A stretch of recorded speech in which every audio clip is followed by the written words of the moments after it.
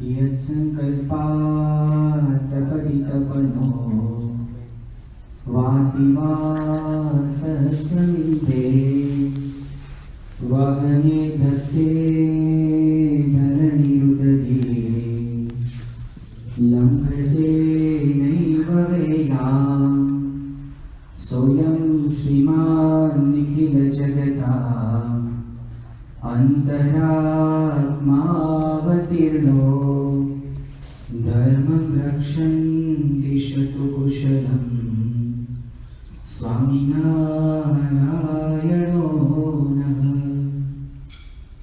योऽन्तःप्रविश्य मम वाचमिमां प्रसुप्तां सञ्जीवयत्यखिल शक्तिधरस्वधाम्ना अन्यांश्चस्त्रचरणश्रवणत्वगादिन् प्राणान्नमो भगवते पुरुषाय तुभ्यम्।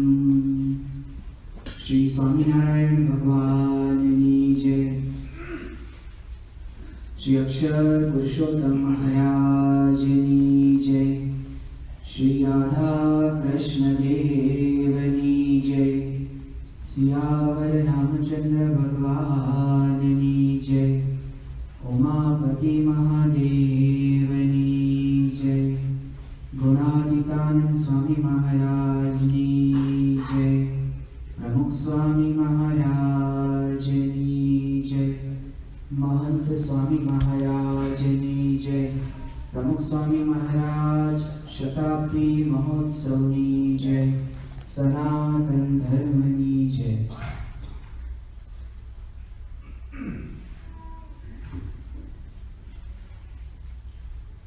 આજનો આ પ્રવચનનો વિષય છે ગ્લોરી ઓફ ઇન્ડિયા, મહિમાવંત ભારત। આ વિષયનો આજે અહીં આગળ પ્રવચન એટલા માટે છે કે આપણે બધા ભારતથી અહીં આગળ એક ઉજ્જવળ ભવિષ્યના નિર્માણ માટે અહીં આગળ આપણે બધા પધાર્યા છીએ।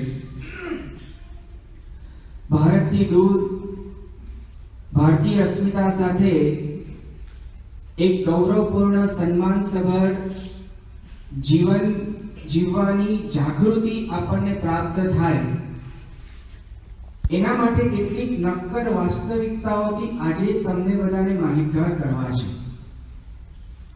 Concrete reality. હમણાં એક નાની વિડીયો આપણે જોઈ, આ જ વિષયને પુષ્ટ કરતી આ વિડીયો હતી જેની અંદર ઘણી બધી વાસ્તવિકતાઓ આપણે કદાચ જાણતા હોઈશું પણ ખરા, અને કેટલીક વાસ્તવિકતાઓ એવી પણ હશે કે આજે આપણે પહેલીવાર સાંભળી હશે, જાણી હશે।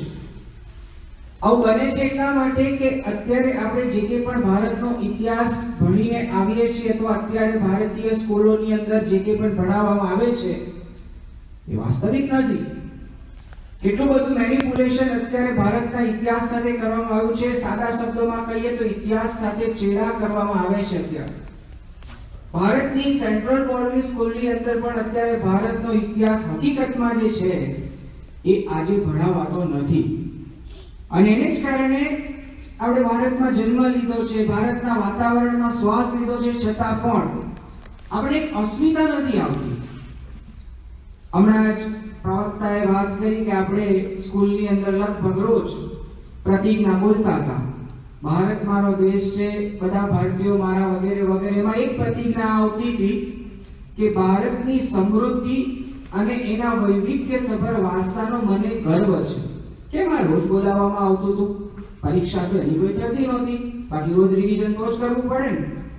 અમુક હોય છે છેલ્લા મહિનાની અંદર જાગનાર અત્યારે એવી પણ ટેન્ડન્સી છે, પણ આ રોજ બોલાવવામાં કેમ આવતું હતું? એની કોઈ પરીક્ષા નહોતી કે પછી કોઈ આપણા વિષયોની અંદર એના પ્રશ્નો પણ નહોતા આવતા, છતાં રોજ આપણને એટલે આ દ્રઢીભૂત કરવામાં આવતું હતું કે આપણે દુનિયાની અંદર કોઈ પણ ખૂણે જઈએ પણ આપણા ભારતની આ એક નક્કર વાસ્તવિકતા, આપણો જે વૈવિધ્યસભર વારસો છે એને આપણા મનની અંદર એ ધારીને આપણે ફરીએ તો કંઈક ગૌરવપૂર્ણ ઊંચું મોઢું રાખીને આપણે જીવન જીવી શકીએ। આજે આપણે કેટલીક આ બાબતો પર વિશેષ જાણકારી પ્રાપ્ત કરવાના છે, પણ એની શરૂઆત પહેલા એવી રીતે કરીએ કે કેટલીક પોલી નક્કર વાસ્તવિકતા છે એ કેવી છે. આપણા બધાની થોડી કંગારિયત એવી છે, કેટલી કંગારી આપણી મેન્ટાલિટી એવી છે કે આપણે આવું બધું બહુ વિચારતા હોઈએ છીએ કે ભારત એટલે શું, કંગાળ, ઇન્ડિયન હોય ને એટલે આવું હોય જ, ઇન્ડિયામાં આવું બધું ચાલે છે. આવા કેટલાક વિચારો સાથે આપણે એટલા માયકામની પરિસ્થિતિની અંદર આપણે બધા જીવતા હોઈએ છીએ. હા, હું સાવ પણ તમને એનેસ્થેસિયા આપવા નથી માંગતો કે આવું કંઈ નથી. વર્તમાન સમયમાં ભારતની અમુક પરિસ્થિતિ જોતા અને આ પરિસ્થિતિના નિર્માણ માટે જવાબદાર કેટલાક અસંસ્કારિત તત્વોના વિચાર, વાણી, વર્તનને જોતા ક્યારેક આપણને એવું થાય છે કે આપણું ઇન્ડિયા આવું છે.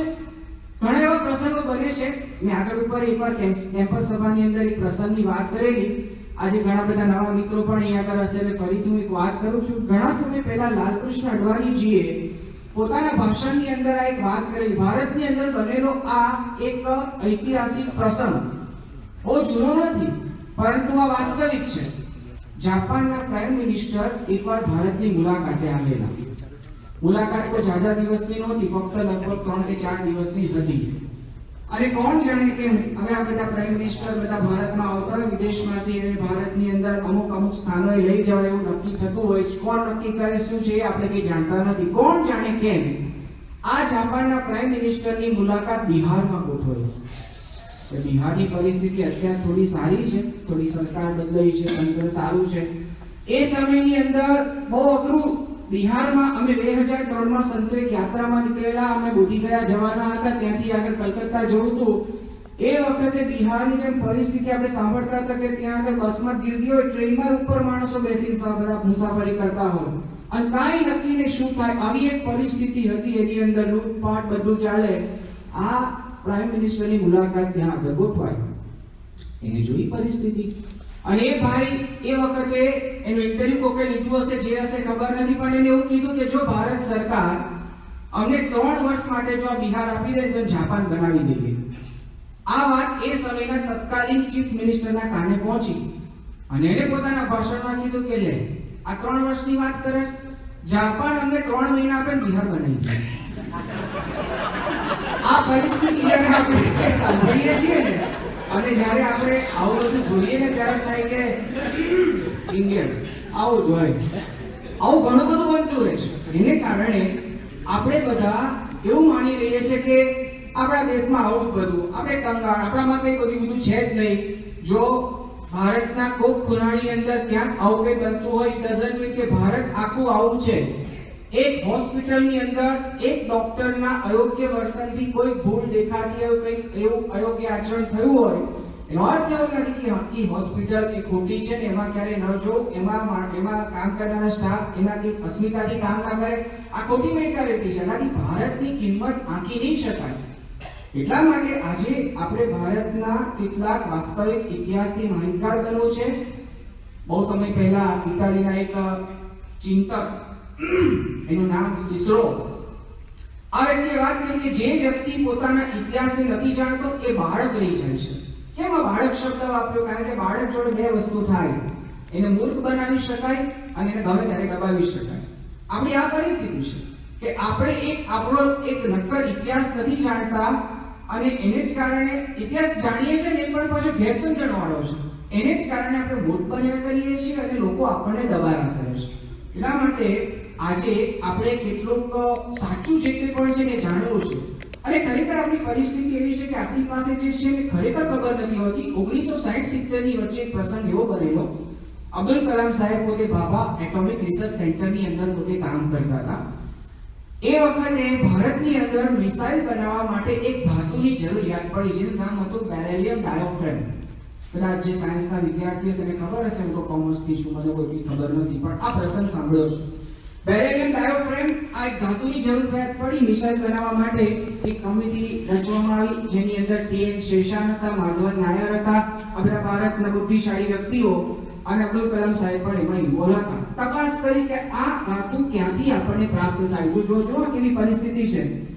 તપાસ કરતા ખબર પડી કે અમેરિકા છે પોતાના જે બધા શસ્ત્રો બનાવવા માટે આવી ધાતુનો ઉપયોગ કરે છે. ત્યાં આગળ આપણે પ્રપોઝલ મૂક્યું કે અમારા દેશમાં આવી ધાતુની જરૂરિયાત છે મિલિટરી માટે, તો તમે અમને આ આપો. પેલા કે અમે તમે વિચારી જવાબ આપીએ. થોડા વખત પછી લોકોએ કીધું કે અમે તમને આ નહીં આપી શકીએ, કારણ કે અમારે એનો બહુ મોટો ઉપયોગ છે અને અમે નહીં આપી શકીએ. હવે કારણ તો બીજું ગમે તે પણ ના પાડી દીધી. પછી આ લોકોએ તપાસ કરી કે અમેરિકા આ ધાતુ ક્યાંથી ખરીદે છે એ તપાસ કરો, એ ક્યાંથી લાવે, લિંક પ્રાપ્ત કરો. તો ખબર પડી કે આ બેરેલિયમ ડાયોફ્રેમ અમેરિકા જાપાન પાસેથી ખરીદ્યું. તો જાપાન વાળાને પ્રપોઝલ મૂક્યું કે ભાઈ તમે અમને આ ધાતુ અમારે એની જરૂર છે, તો તમે અમને ના આપો, અમારે જરૂર પેલા વિચારીને તમને કહીએ. અને એ લોકોએ પણ થોડા સમય પછી કહી દીધું કે ભાઈ અમે તમને નહીં આપી શકીએ, અમારે આ કારણ છે, કહી દીધું. આ લોકો ઊંડા ઉતર્યા. ઇન્ડિયન સંશોધન તો કરે એટલું પાકું. એ લોકો ઊંડા ઉતર્યા અને ઊંડા ઉતરીને એ લોકોએ તપાસ કરી કે જાપાન ક્યાંથી લાવે છે આ ધાતુ. તપાસ કરો તો ખબર પડી કે જાપાન ઇન્ડિયામાં જ કોઈ વેપારી પાસેથી ખરીદતી. ખબર જ નહોતી કોઈને કે આપણી પાસે આટલું બધું છે, દીવા કરે અંધારું છે આપણે કહીએ છીએ, એવી પરિસ્થિતિ આપણી કરી છે. આપણા ભારતના ઇતિહાસની અંદર દુનિયાના સારા વિદ્વાનો ઊંડા ઉતર્યા છે અને એ લોકોએ ગ્રંથો લખ્યા છે કે આ ભારત અત્યારે જે આપણે જોઈએ છે હકીકતમાં એવું નહોતું.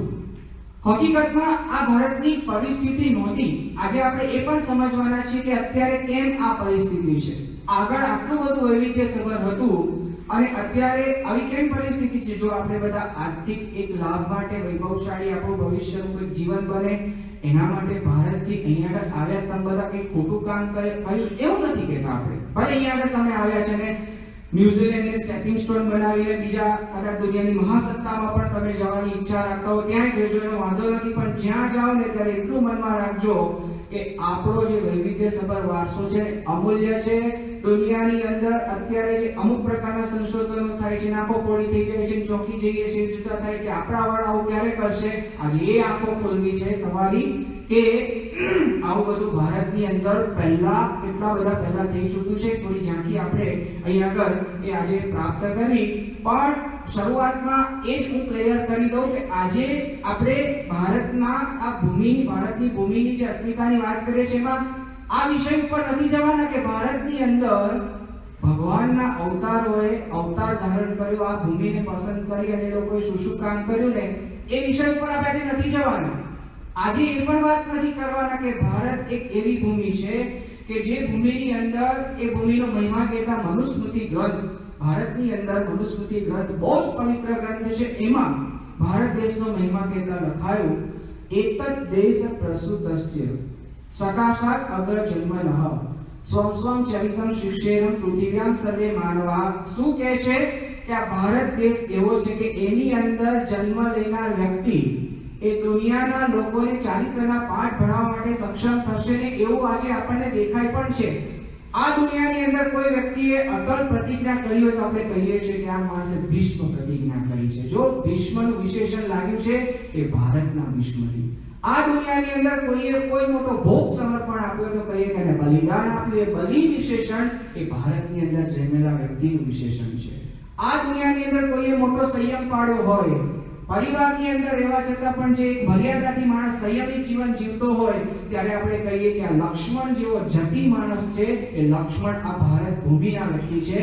આ દેશની અંદર આપણે એવું જ્યારે સાંભળીએ છીએ કે એક નાનકડો બાળક 5 વર્ષની ઉંમરનો કે જે પોતે એની માતાના એક વચ્ચે જંગલની અંદર વિકરાળ પશુઓની વચ્ચે રહીને પોતે ભગવાનને પ્રસન્ન કરવાની સાધના આદરે છે, ધ્રુવ એ ભારતની ભૂમિનો વ્યક્તિ છે.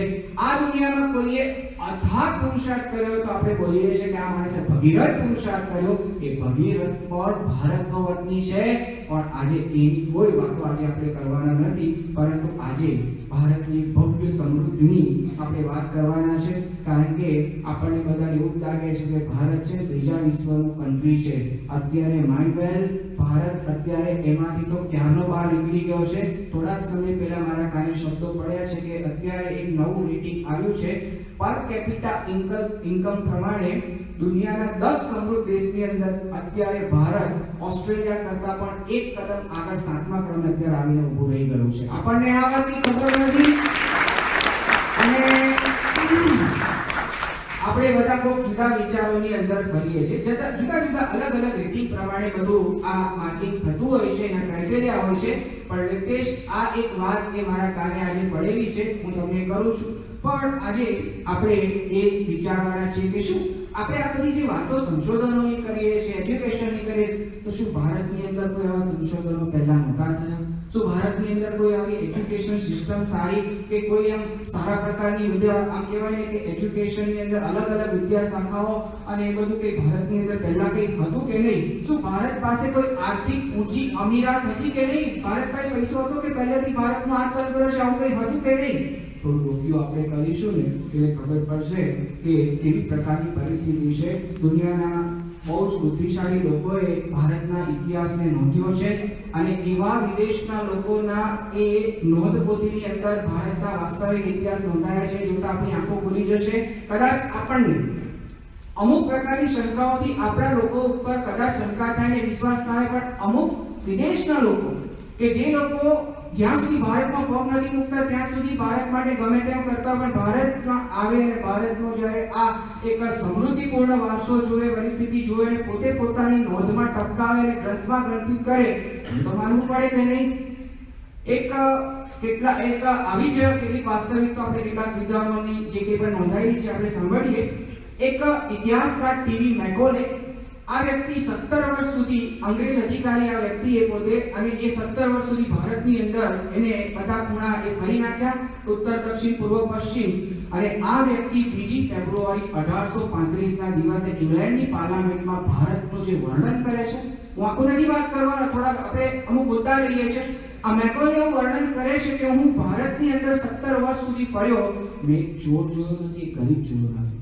એને વાત કરી કે ભારતની અંદર એટલી બધી સમૃદ્ધિ છે, શિક્ષણ પણ ખૂબ ઊંચું છે, સંસ્કૃતિ પણ ખૂબ ઊંચી છે, અને એને કીધું કે ભારતના કેટલાય ઘરોની અંદર મેં સોનાના સિક્કાના ઢગલા જોયા જેને કરવા માટે ભારતના લોકો નવરા પણ નથી.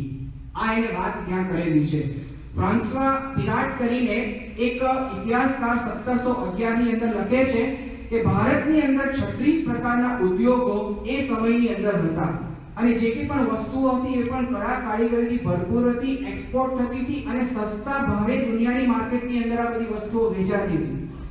માર્ટિન કરીને એક સ્કોટિશ ઇતિહાસકાર એવું લખે છે, યુકેના લોકોને જ્યારે કપડાં પહેરવાના પણ પાપા હતા, પાપા એટલે એ લોકો કપડાં વગર નહોતા, પણ કપડાં પહેરવાની જે સેન્સ એ લોકોને વ્યવસ્થિત હતી. એ વખતે ભારતની અંદર ઉચ્ચ કોટીનું કાપડ પ્રોડક્શન એનું થતું હતું અને લોકો સારામાં સારા કપડાં પહેરતા હતા. ઇતિહાસ ભારતનો એવો છે કે દુનિયા આખાને કાપડ બનાવવું કેવી રીતે ને એ શીખવાડનાર ભારત છે. જ્યારે કાપડની વાત આવે ને ત્યારે અમુક ઇતિહાસ સાથે નકતા ઢંઢોળાશે આપણું મગજ, કારણ કે ભણવામાં સમાજ વિદ્યામાં આવ્યું ઢાકાનું મલમલ.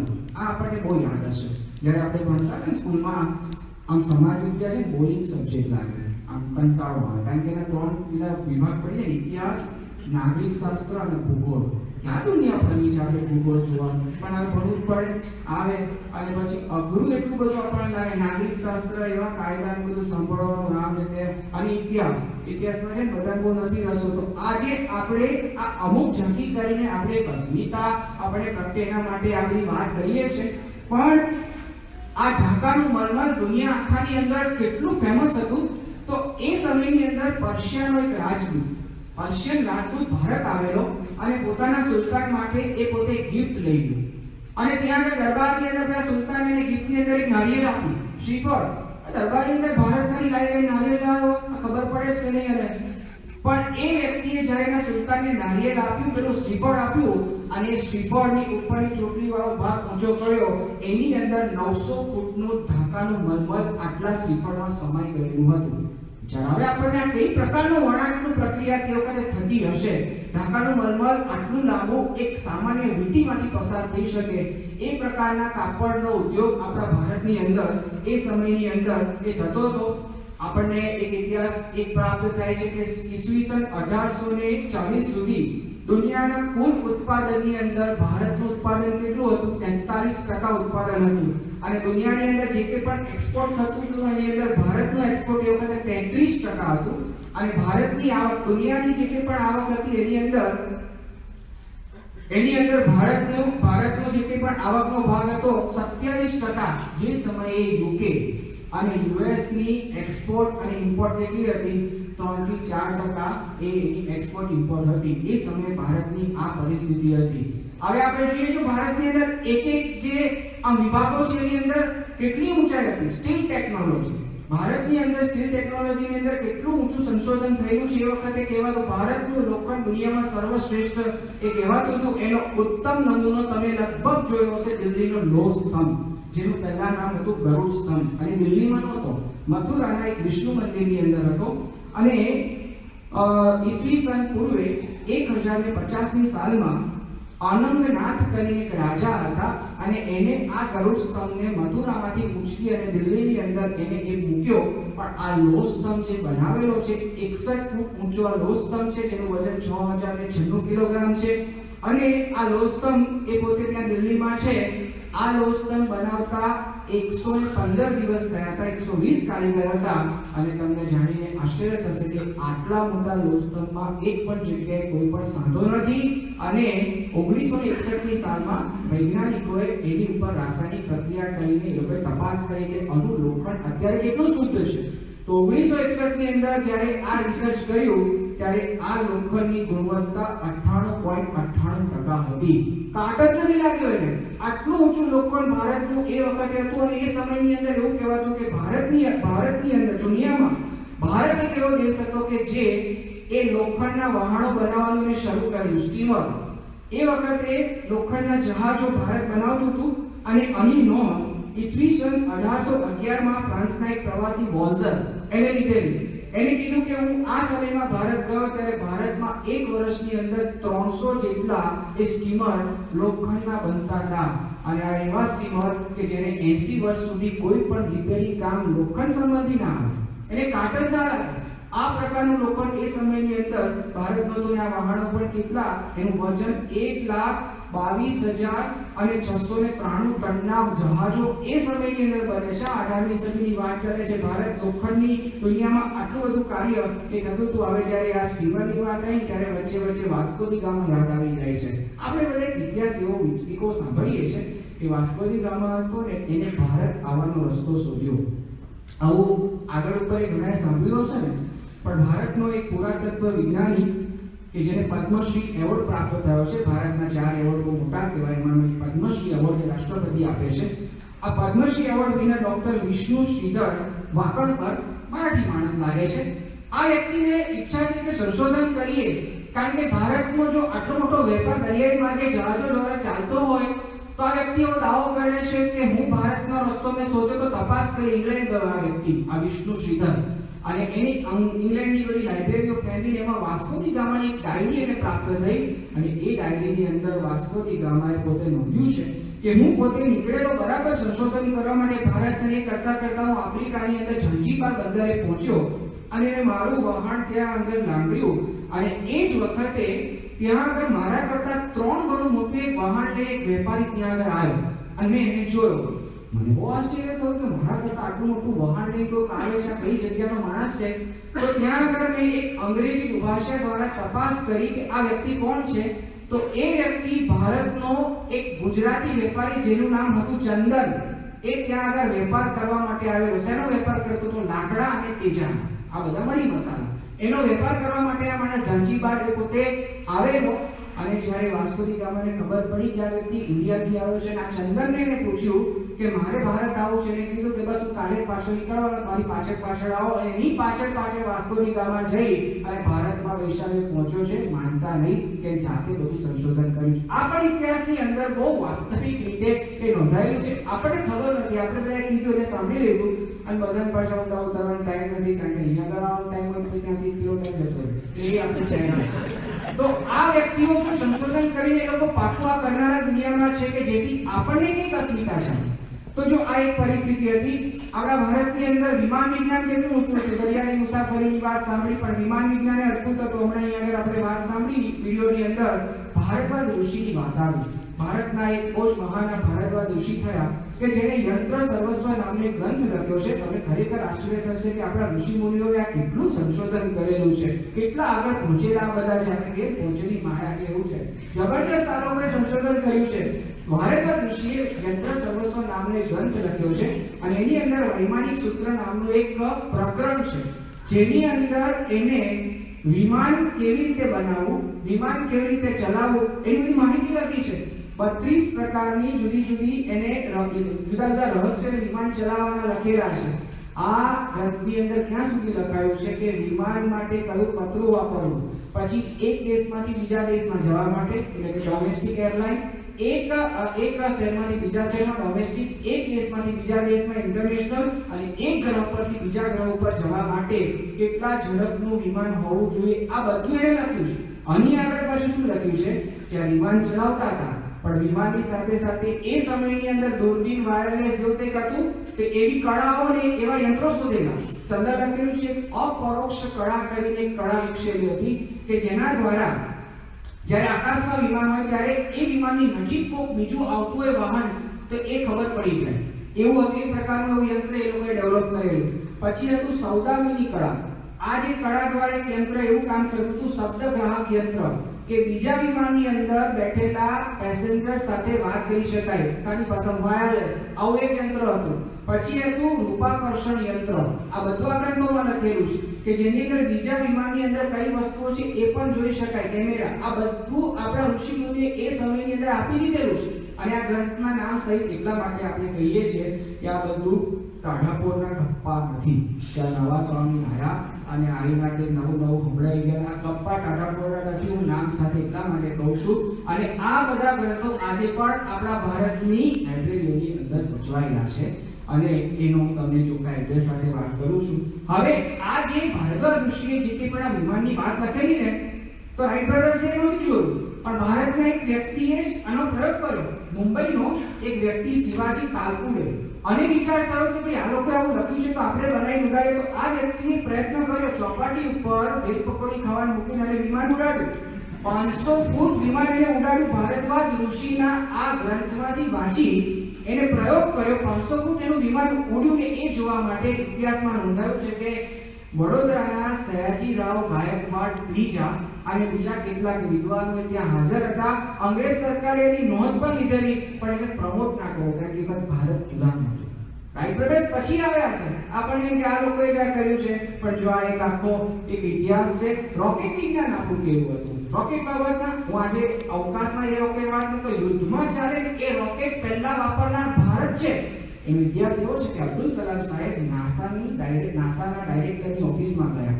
અબ્દુલ કલામ તો ત્યાં જાય. નાસા એટલે અમેરિકાની સ્પેસ રિસર્ચ સંસ્થા છે કે જે લોકો અવકાશયાન મોકલે છે અને બધા ત્યાં આગળ ઉપગ્રહ છોડે છે.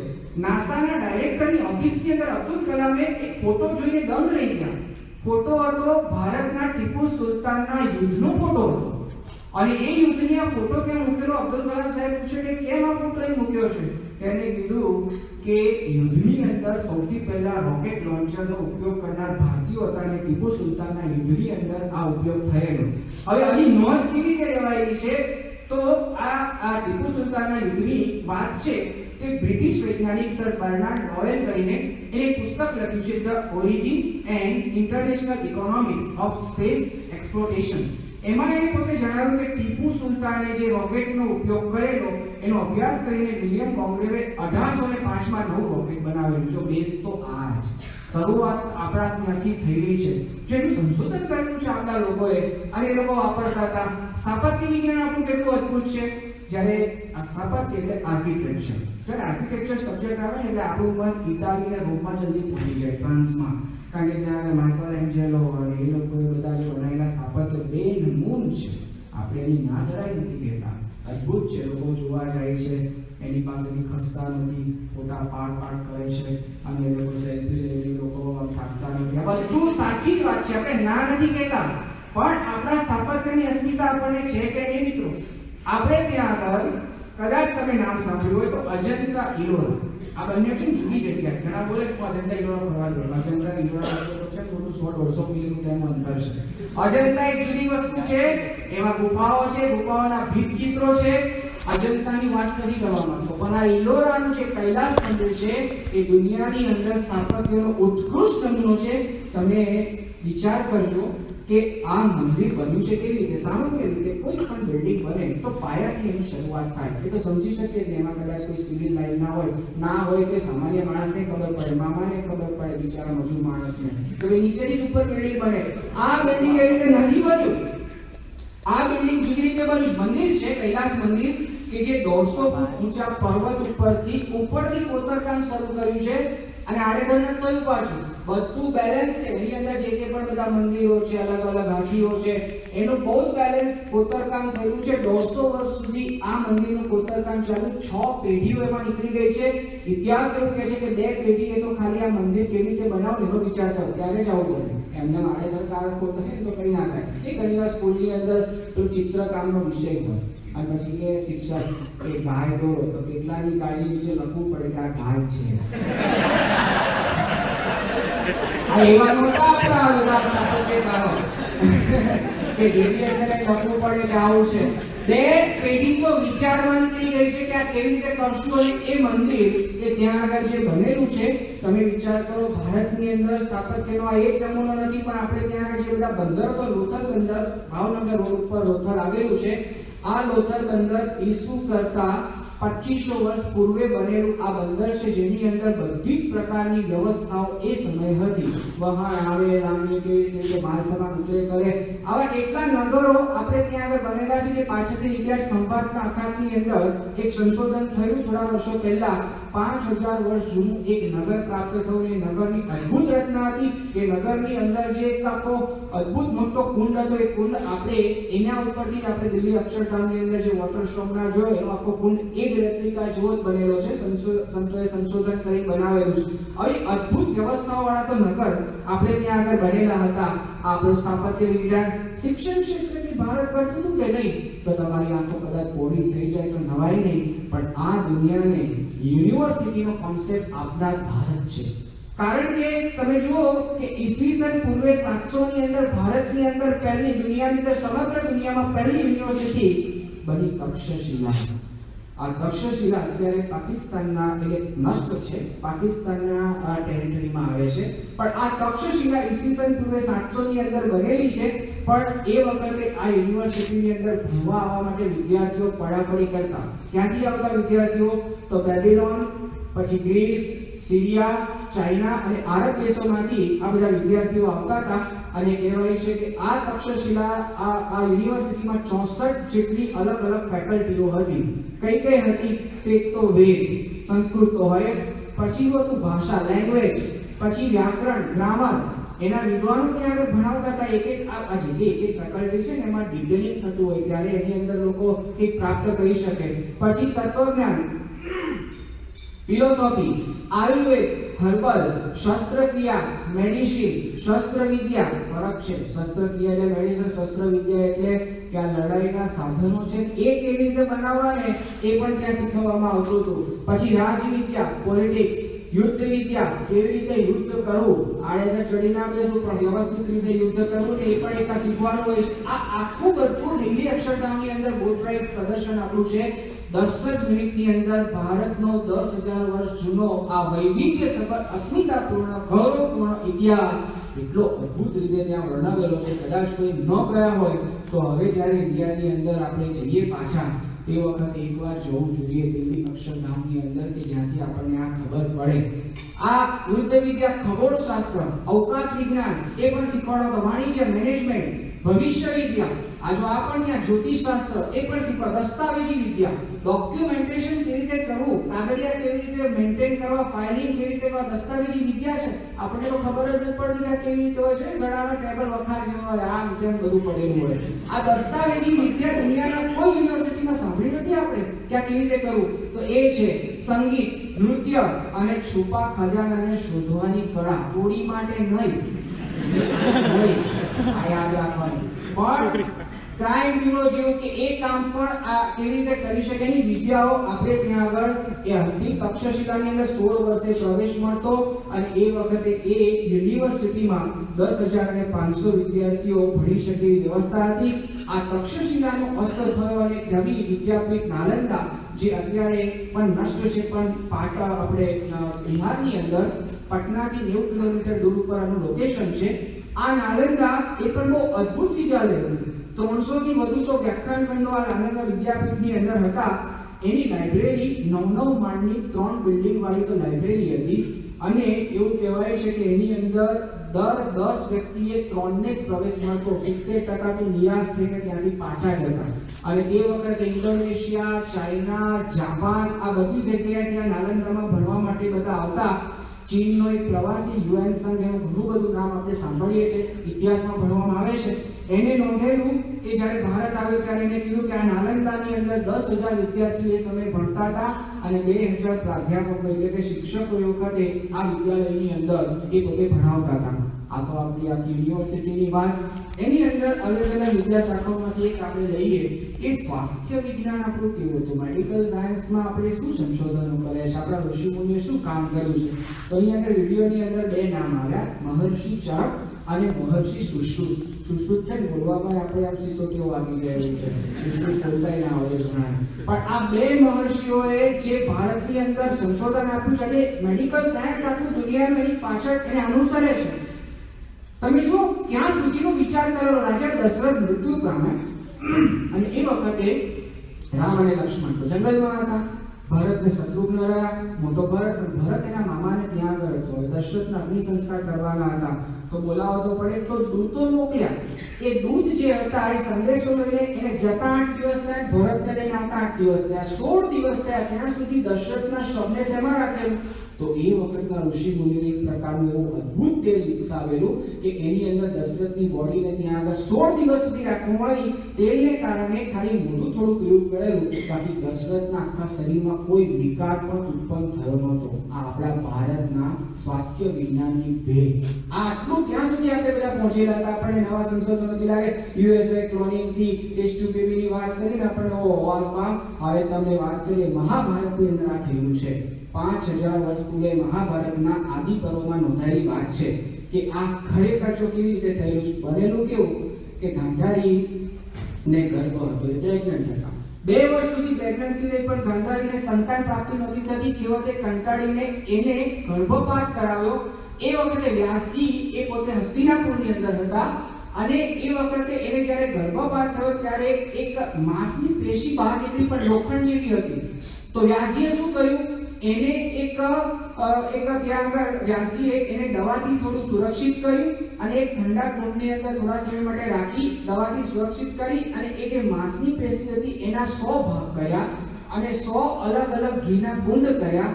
એની અંદર એક એક પેશી એટલે કે એક એક પીસને મૂકવામાં આવ્યા અને 2 વર્ષ પછી ક્રમાનુસાર આ 100 કૌરવો એમાંથી ઉત્પન્ન થયા છે. આપણને લાગે કે ગાંધારીએ 100 ને જન્મ આપ્યો. આ ઇતિહાસ આ છે. મહાભારતની અંદર આની વાત આ ટેસ્ટ પેપીની છે. અત્યારે આપણે વાત સાંભળે વ્યાસજી આ કરી આ સંશોધન એ વખતે થયેલો છે ને એ લોકો આ બધી વિદ્યા જાણતા હશે તો આ રીતે વાત થયું છે.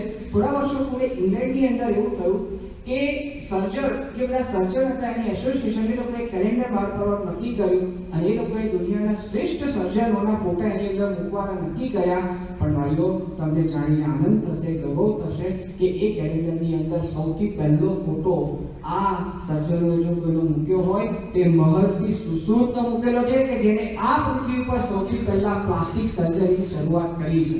મહર્ષિ સુશ્રુતની જે પ્રયોગશાળા હતી એની જે આખી એની અંદર આ બધા પ્રયોગો કર્યા. સુશ્રુત પોતે ક્યાં સુધી પહોંચેલા હતા તો ગાલની ચામડીથી એ પોતે નાક, હોઠ અને એ પોતે કાન છૂટા પડેલા એના પૂર્વવત સ્થાને બેસાડી શકે એવી શસ્ત્રક્રિયા એ પોતે કરી શકતા હતા. સુશ્રુત સંહિતા નામનો કોઈ ગ્રંથ છે જેમાં 300 થી વધારે ઓપરેશન જુદી જુદી પ્રકારના એ સુશ્રુત કરી શકતા હતા એ નોંધાયું છે. 42 જેટલી પ્રક્રિયાઓનો ઉલ્લેખ છે. 125 પ્રકારના ઓપરેશનના સાધનો સુશ્રુતે પોતે બનાવેલા છે. અને ક્યાં સુધીના ખબર છે કેટલા સૂક્ષ્મ સાધનો? એક વાળ હોય ને એના 4 ફાળિયા થઈ શકે ને એવા સૂક્ષ્મ સાધનો પણ સુશ્રુતે બનાવેલા હતા. એ વખતે ટાંકા લેવા માટે ઘોડાનો વાળ વપરાતો તો આ બધું આપણે ત્યાં છે. આ સંહિતામાં લખાયેલું એ છે. ચાણક્યના ગ્રંથની અંદર વાત આવે છે કે પોસ્ટમોર્ટમ એ વખતે થતું હતું. એની પ્રક્રિયાઓ એમાં લખાયેલી છે. સર્જન ક્રિયા કરવા માટે જે એનેસ્થેસિયા અત્યારે આપીએ છે તો એ સમયની અંદર એવી એક વિદ્યા હતી, એવું એક આખી પ્રક્રિયા હતી કે વ્યક્તિને બેભાન કરી શકાય, જેનું નામ આપવામાં આવેલું કે એને સંજ્ઞા શૂન્ય કરવામાં આવ્યો એટલે એને બેભાન કરવામાં. રાજા ભોજ હતો. ભોજ પ્રબોધ ગ્રંથ છે એમાં રાજા ભોજને એક યુદ્ધમાં વાગ્યું અને એને ઓપરેશન કરવાનું, ન્યુરો સર્જરી કરવાની હતી. તો એમાં આ રીતે કરેલું છે કે એને વખતે બેભાન કરીને પછી ઓપરેશન પણ કરવામાં આવેલું અને એનાથી જનરલ ફિઝિશિયન તરીકે ચરક કે જેને 1 લાખ જેટલી ઔષધિઓનું જ્ઞાન આ દુનિયાને આપેલું છે, મહર્ષિ ચરક. તો એ પણ આપણા ભારતની મોટી દેન છે. ગણિત ક્ષેત્રે એક ભારતનું છે વાત આવી કે જીરોની શોધ ભારતે કરી છે, તો લગભગ ભણવામાં આવી ગયું, પણ આ બહુ જ મોટી વાત છે. પણ આ સાથે કેટલીક બીજી વાસ્તવિકતા સંભાળીએ કે જે સમયે ગ્રીકની અંદર ફક્ત ગણતરી 10⁴ ની હતી, એ વખતે ભારતની અંદર કેટલી ગણતરી હતી? તો એક ગ્રંથ છે લલિત વિસ્તર ગ્રંથ. આ હું વાત કરું છું ઈસવીસન પૂર્વે 2000 ની અંદર, કે આ લલિત વિસ્તર ગ્રંથની અંદર અર્જુન અને બોધિસત્વ નામના બે વ્યક્તિ, આ મહાભારત વાળો અર્જુન નહીં, અર્જુન એટલે ના, અર્જુન અને બોધિસત્વ નામના બે વ્યક્તિ ચર્ચા કરે છે. અને આ ચર્ચાની અંદર એ લોકો એક વિનિમય માટે એક માધ્યમની વખતે બોલે છે. એ લોકો ગણતરીનું એક માપ બોલે છે, તલલક્ષણા. આ તલલક્ષણા પછી એનું માપ લખીશું કેટલું? 10⁵53. ભારતમાં એ વખતે 10⁵53 સુધીની ગણતરી હતી. અહીં આ લખાયું છે અને અમે આંકડો લખ્યો છે, એનો અર્થ કે આ વપરાતું હશે, ખાલી એમને છાપી મારી વપરાતું હોય તો લખાયું હોય ને. 10⁵53 સુધીની ગણતરી જો વિચાર કરો, આપણે ત્યાં ગણિતિક વિજ્ઞાન કેવું હતું? તો 1 સેકન્ડનો 34,000મો ભાગ શું કહેવાય ને, એ આપણે ત્યાં છે, જેને કૃતિ નામ આપવામાં આવ્યું છે. આ કૃતિથી લઈને કલ્પ સુધી, એક કલ્પ એટલે 8 અબજ અને 64 કરોડ વર્ષ. આની ગણતરીઓ આપણે ત્યાં થઈ હતી. આ બધું આપણે જ્યારે જાણીતા થાય કે આપણે નથી બધા પાયમાલ જેવા વ્યક્તિ, કંગાલ નથી, બહુ જ ઊંચી અમીરાત આપણે ત્યાં આગળ છે ભૂતકાળમાં. અને હમણાં આપણે સાંભળીએ કે બધું કેમ નષ્ટ થયું છે, શું પરિસ્થિતિ છે, સાવ પણ એવું નથી. અત્યારે ઘણું બધું જળવાયું છે, પણ આ પ્રકારની વસ્તુ હતી. ખગોળ વિજ્ઞાન, અવકાશ વિજ્ઞાનની અંદર પણ હમણાં જ આપણે જોયું કે ભાસ્કરાચાર્ય, આર્યભટ્ટ, આ લોકોના સંશોધનો સામાન્ય નથી. આ ભાસ્કરાચાર્ય છે એને પોતે પૃથ્વીના પરિભ્રમણનો સમય તો એ વખતે આપ્યો છે, પણ એને કેટલો પરફેક્ટ આંકડો આપ્યો છે. એ વખતે એને જે આંકડો આપેલો 365.258756484, આટલો આંકડો એને એ સમયમાં આપી દીધો છે. પોઈન્ટ પછી સાયન્ટિફિક એને મૂક્યા છે. પાછળથી બધા વૈજ્ઞાનિકો સંશોધન કર્યું તો કેટલો આંકડો નીકળ્યો? તો 362.2564. અને અત્યારે છેલ્લો લેટેસ્ટ છે 365.2596. બહુ વેરિએશન નથી જો એ સમયમાં એ લોકોએ આપ્યું છે. ક્યાં એવા સાધનો હતા? બધા હતા. પણ આ ઋષિ મુનિઓ બધા કર્યું. પછી પ્રશ્ન થાય કે આટલું બધું કર્યું તો કેમ બોલતા નહોતા? હવે આપણા ઋષિ મુનિઓ છે કોઈ પબ્લિસિટી માનનારા વ્યક્તિઓ નહોતા. આ બધી એમની બાય પ્રોડક્ટ સમજો. આ ઋષિ મુનિઓનો મુખ્ય વિષય અધ્યાત્મ હતો, ભગવાન તરફની ગતિનો હતો. એ લોકોએ મુખ્ય એના ઉપર વધાર રાખ્યો છે. ભારતની ભૂમિ એ સંશોધનની ભૂમિ નથી, સાધનાની ભૂમિ છે. સંશોધનો થયા જો આ રિસર્ચ તો આપણે અસ્મિતાથી જીવીએ એટલા માટે કહે, પણ ખરેખર તો દુનિયાને ભારતનું મોટું પ્રદાન છે તો આધ્યાત્મિક સંસ્કૃતિનું પ્રદાન છે. આ ઋષિમુનિઓ આટલું કરી શક્યા. ગુરુત્વાકર્ષણનો નિયમ આપણે જ્યારે ન્યૂટને આપ્યો નથી, ભાઈ ન્યૂટને કીધું ને એના કરતા 550 વર્ષ પહેલા આ ભાસ્કરાચાર્યએ કહી દીધેલું. એની દીકરી લીલાવતી, એને ભાસ્કરાચાર્યને પ્રશ્ન પૂછ્યો કે આ પૃથ્વી શેના આધારે ટકી છે? હવે હું તમને કહું કે ક્યાં લખાયેલું છે? તો ગ્રંથનું નામ છે સિદ્ધાંત શિરોમણી ગોલાધ્યાય ભુવનકોશ ભાગ 5. એની અંદર આ લખાયું છે કે ભાસ્કરાચાર્યની દીકરી પૂછે છે લીલાવતી કે પૃથ્વી શેના આધારે ટકી છે? ત્યારે એ વખતે ભાસ્કરાચાર્ય જવાબ આપે છે કે પૃથ્વીમાં આકર્ષણ શક્તિ છે, જેમાં એને નામ આપ્યું ધારણાત્મિકા શક્તિ. અને કહે છે કે વજનદાર પદાર્થોને પૃથ્વી ખેંચે છે અને અન્ય ગ્રહોની અંદર પણ આ પ્રકારની ગુરુત્વ શક્તિ છે એટલે એકબીજા ગ્રહોની વચ્ચે સંતુલન રહે છે. આ ભાસ્કરાચાર્ય ન્યૂટનના 550 વર્ષ પહેલા આપીને બેઠા છે. અસ્મિતા કહી રહીએ કે આપણે ત્યાંથી આવ્યું છે, બરાબર છે. બધા બોલે આ રાજી થવું, તાલીઓ પાઠ દેવી, પણ આપણા મનમાં પાકું રાખવું કે આપણે ત્યાં આગળ આનું સંશોધન ખરેખર અને આ ઓથેન્ટિક છે. આપણી કેવી વાત ચમકારા આપવાની તમને વાત નથી, પણ આજે તમને એક સાચી વાત કરવાની છે. અણુ વિજ્ઞાનની અંદર કણા ઋષિ આઇન્સ્ટાઈન એની ઓફિસમાં એકમાત્ર ફોટો રાખતા કે કણા ઋષિનો રાખતા, કારણ કે અણુ વિજ્ઞાનની અંદર કણાદે જે બધું આપ્યું છે એ તો પાછળથી આ બધા વૈજ્ઞાનિકોએ કીધું આવું અનેક છે, કેટલું બધું છે. આજે આપણે સમયની મર્યાદા નથી લેતા. હવે છેલ્લે આપણે આવી જઈએ છીએ કે આટલું બધું હતું છતાં પણ કેમ આ બધું અત્યારે નથી જતું રહ્યું? તે બહુ મોટો ઇતિહાસ આપણા ભારતની અંદર આક્રમણનો છે. ભારતની અંદર કેટલી બધી સમૃદ્ધિ, કેટલા પૈસા હતા. એક જો ખાલી નામ લો કે સોમનાથનું મંદિર એટલે પાછળ યાદ આવી જશે કે મોહમ્મદ ગઝનવી. આ મોહમ્મદ ગઝનવી, તમે આ એક ઘટના ઉપરથી અનુમાન ન કરી શકીએ આપણે બધા કે ભારતની અંદર કેટલી સંપત્તિ હશે? મોહમ્મદ ગઝનવી એ પોતે ગઝના એટલે અત્યારનું અફઘાનિસ્તાન, ત્યાંનું સુલતાન. આ વ્યક્તિએ 17મા સોમનાથ ઉપર આક્રમણ કર્યું. પહેલું આક્રમણ એને 1024માં કરેલું છે.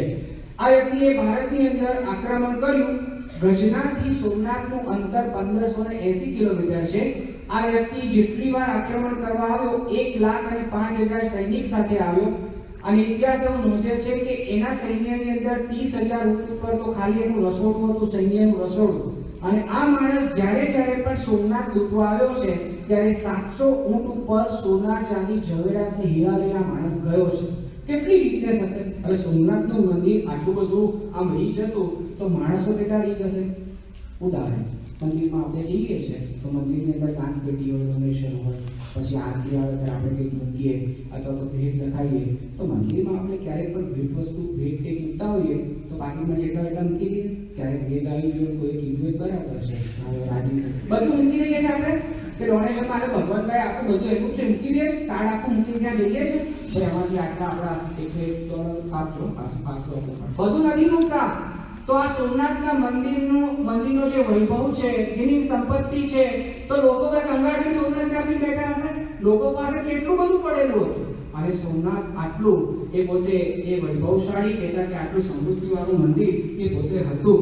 તો એને આવી રીતે ત્યાં આગળ આક્રમણો કરેલા. જ્યારે સોમનાથના આક્રમણો પછી જ્યારે એ બધું વાઇન્ડ અપ કાર્ય ચાલતું એ વખતે તમે જો સાંભળો કે એ બધા બ્રાહ્મણોએ યુદ્ધની અંદર આ સોમનાથ મંદિરને બચાવવા માટે યુદ્ધમાં ઝંપલાવેલું. તો યુદ્ધ પછી એ બધું જ્યારે સાફસૂફી થાય ત્યારે 400 કિલો જનોઈ નીકળેલી. જે બ્રાહ્મણો જનોઈ ધારણ કરે ને એટલા બ્રાહ્મણો એની અંદર મરાયા છે. આ બ્રાહ્મણો જ્યારે મર્યા ત્યારે ભારતની એક અદ્ભુત એક સંસ્કૃતિ, જે આમ કહેવાય ને કે અસ્મિતા સભર સંસ્કૃતિ અને એનું જે જ્ઞાન એ પણ એની પાસે લુપ્ત થતું જાય કે નહીં. આટલા દર વખતે અલગ અલગ એની સંખ્યામાં તો એક વખતનો આંકડો આવ્યો છે કે આટલા લોકો મરાતા ગયા. અમુક માણસો જાય એટલે એની પાછળ અમુક વિદ્યા પણ લુપ્ત થાય પણ સ્વાભાવિક છે. તો જો આટલું એને તે વખતે કર્યું, આ એક આક્રમણ નથી, ગુજરાતની કેટલી બધી સમૃદ્ધિ આની પહેલા હશે. અને ભારતની પણ તક્ષશિલાની વાત છેલ્લે કરી દે કે આ તક્ષશિલાની લાઇબ્રેરી જ્યારે સળગાવી 21 દિવસ આ લાઇબ્રેરી સળગતા થયું. એટલા બધા પુસ્તકો હતા. આપણે કઈ બધું નષ્ટ થઈ ગયું તો આ બધું તમે ક્યાંથી લાવ્યા? તે લાઇબ્રેરીમાંથી કેટલાક પુસ્તકો બહાર પણ ગયા છે, કેટલાક પુસ્તકોમાંથી બીજા બધાએ નોંધેલું પણ છે અને એના પછી નાલંદાથી એની અંદર છે. પણ જે વાત છે એ અત્યંત ઓથેન્ટિક છે. અને આટલું બધું થયું અને એના પછી પણ ભારતની અંદર એટલા બધા આક્રમણ થયા પણ આપણી સંસ્કૃતિની વિશેષતા એવી રહી છે. આપણી સંસ્કૃતિ છે એ બહુ સહિષ્ણુતાની સંસ્કૃતિ છે. આટલા બધા આક્રમણો જો થયા છે પણ આપણે કોઈ દિવસ સામે કોઈની ઉપર એવી ચઢાઈ કરી નથી. ઊંઘતા આપણે કોઈને કરી નાખ્યું છે નહીં. મોહમ્મદ ગોરી 16 વાર ભારત ઉપર ચડી આવ્યો અને એ વખતે પૃથ્વીરાજ ચૌહાણે 16 વાર એને હરાવ્યો છે તો એને માફ કરી દીધો છે. આપણી સંસ્કૃતિ છે. જો આપણે પણ ટીટ ફોર ટેટ થયા હોત ને તો ઘણું હોત, પણ એમાં શાંતિ વ્રત લઈ ના હોત અથવા ઋષિમુનિ એની અંદર માનતા જ નહોતો. આ બધું તો એમને આપી દીધું. મુખ્ય શુદ્ધ પવિત્ર નૈતિક મૂલ્યવાળું આપણું જીવન થાય આપણી સંસ્કૃતિની સાચી દેન છે. અને તમે જુઓ કે ભારત ભૂમિનો એક એવો પ્રભાવ છે, એવો પ્રતાપ છે કે આટલા બધા ભારત ઉપર આક્રમણો થયા. ઇતિહાસ કહે છે કે અંગ્રેજો હતા એ 200 વર્ષ રાજ કર્યું, મુસ્લિમોએ ભારત ઉપર 800 વર્ષ રાજ કર્યું. પણ અત્યારે ભારતની પરિસ્થિતિ એવી છે કે ભારતમાં આજે પણ 83% હિન્દુ છે. હવે દુનિયાની અંદર બીજે કેવું બન્યું છે તો ઇસ્લામ ઈરાનમાં જ્યારે ગયો, ઇસ્લામ ધર્મ ઈરાનની અંદર બધા પારસીઓ રહેતા હતા અને એ વખતે જે નીકળી ગયા એ અત્યારે આપણા ભારતની અંદર એ સુરત, બોમ્બેમાં ઘણા બધા મોટા ભાગના રહે છે. અને બાકીના જેટલા રહ્યા ને ત્યાં એ ઇસ્લામ ધર્મએ ઈરાનની અંદર ફક્ત 15 વર્ષ જ રાજ કર્યું ને 100% મુસ્લિમ થઈ ગયું ઈરાન. પછી ઈરાકની વાત કરીએ તો ઈરાક કેવી રીતે બન્યું છે તો મેસોપોટેમિયા અને બેબીલોન આ બે દેશ ભેગા થઈને ઈરાક દેશ બન્યો. આની અંદર જ્યારે ઇસ્લામ ગયો 17 વર્ષ રાજ કર્યું 100% ઇસ્લામ થઈ ગયા. ઇજિપ્તની અંદર 21 વર્ષ મુસ્લિમો ગયા 100% મુસ્લિમ દેશ થઈ ગયો. અને યુરોપની અંદર 50 વર્ષ અંગ્રેજોએ રાજ કર્યું, બધું અત્યારે ખ્રિસ્તીકરણ થઈ ગયું. ભારતની અંદર તમે જો કઈ એવી વિશેષતા છે, કુછ બાત હૈ કે હસ્તી મિટતી નહીં હમારી, સદીઓ રહા હૈ દુશ્મન દોરે જહાં હમારા. આટલા બધા આક્રમણો આ તો આ મોહમ્મદ ગઝનવીની વાત કરી, એના પછી તો ભારતની અંદર એ કેટલા બધા આવી ગયા. પછી ભારતમાં શક આવ્યા, હુણ આવ્યા, કુતુબુદ્દીન ઐબક આવ્યો, સિકંદર આવ્યો, મુગલો આવ્યા, તગલકો આવ્યા, Lodhi, Portuguese, East India Company, Genghis Khan, બધા ભારત ઉપર આક્રમણ બધા કરી ગયા છે ને. પણ આજે ભારતમાં 83% હજુ પણ હિન્દુઓ ટક્યા છે, કારણ કે આપણા ભૂમિની એવી જબરજસ્ત એવી તાકાત છે.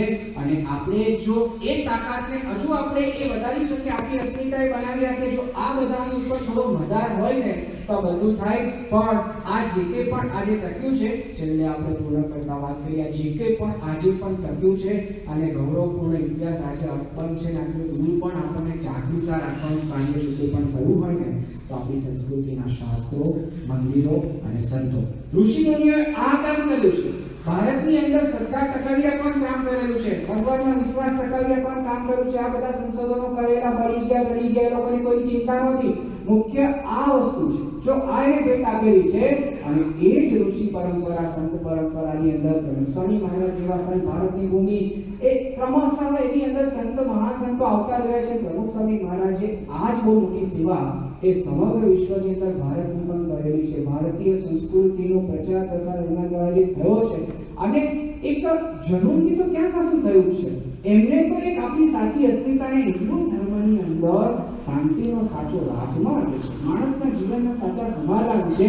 આ એક સંદેશ એને જગતભરની અંદર પ્રસારેલો છે અને એ પરંપરાની અંદર એમને આગળ કાર્ય કર્યું છે. સહિષ્ણુતા, ટેરરિસ્ટ એટેકની સામે સ્વામીએ કોઈ પ્રતિકાર નથી કર્યો. સર્વધર્મ સમાધાન યુનોના પ્રવચનમાં સ્વામી આ સંદેશ આપ્યો છે. આવી એક સંત વિભૂતિ એની એક જે સમાજની અંદર એક મોટી સેવાનો લાભ આપણને આટલા દેશમાં એમ પણ પ્રાપ્ત થયો છે. આપણે ખરેખર ભાગ્યશાળી એ છે કે આટલા દેશમાં આપણી ચિંતા છે આ સંતો કરે છે. આ મહાન સંતો એ તો એમના સ્વયંસેવકો સંતોને કહેવા દ્વારા આપ સૌની ચિંતા અહીંયા આગળ થઈ રહી છે, અમારી પણ ચિંતા એ જ કરે છે.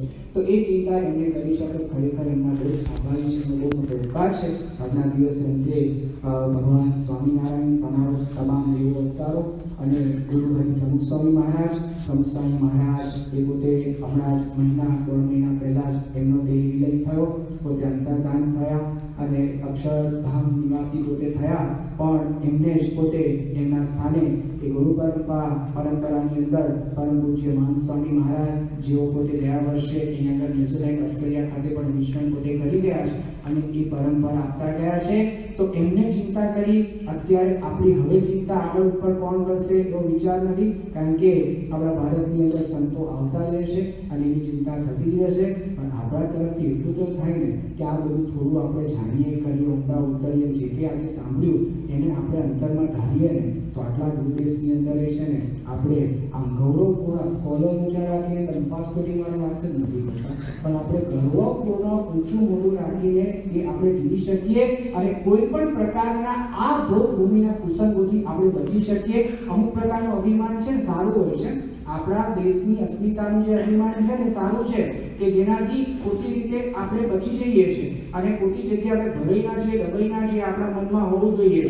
તો એક બહુ મોટી સેવા એમના દ્વારા થઈ છે અને એમના અંતર્ધાન પછી દુનિયાના 7 થી 8 લાખ લોકો એ દર્શને આવ્યા. મોટા મોટા વ્યક્તિઓએ પણ એમની આ સેવાની અત્યંત સરાહના કરી છે, વધારી છે. તો અત્યારે આપણે વિડીયો દર્શન દ્વારા એની એક ઝાંખી કરી અને પછી સભાના અંત તરફ આગળ વધીએ. શ્રી સ્વામિનારાયણ ભગવાનની